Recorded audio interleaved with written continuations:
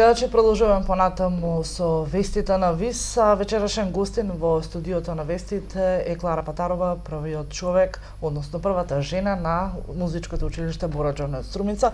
Клара, добре дојде во вестите и кажи ни, веќе полека излегувате на површина со она кое што предстои, концертот на вашето училиште.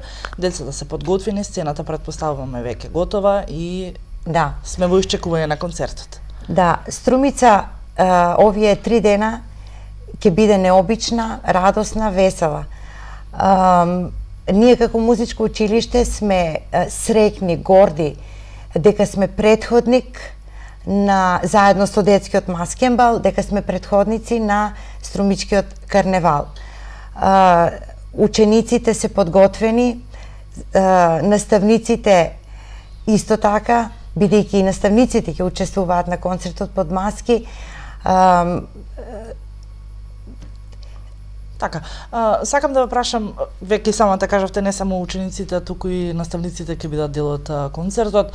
Колку оваа година ќе брои како ученици концертот? За прв пат оваа година имаме најмногу, оваа година имаме најмногу учесници на концертот под маски. 170 деца учествуваат и плюс наставниците околу 20. Така, имаме ли тема? Има околу 200 луѓе на сцената, на големата сцена во Центарот за култура Антон Панов. Програмата брои 10 точки.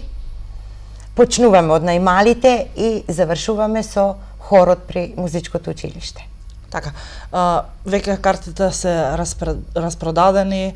Самиот факт дека имаме голем број на учесници, картите се уште од понеделник распродадени, да. Така, кажете ми, тешко ли е да се работи на тема одредена под маска, со музика, се воедно? Кога се прави концептот на концертот, тогаш е најтешко.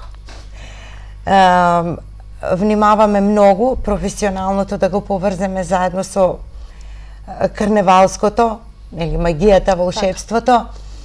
Меѓутоа, сигурна сум дека успеваме во тоа. Така, јас се надевам дека ќе имате уште еден успешен концерт и со тоа да ги започнеме и традиционалните чествувања на карнавалот. Ви благодарам што бевте дел од ова издание на вестите, а ние продолжуваме понатаму.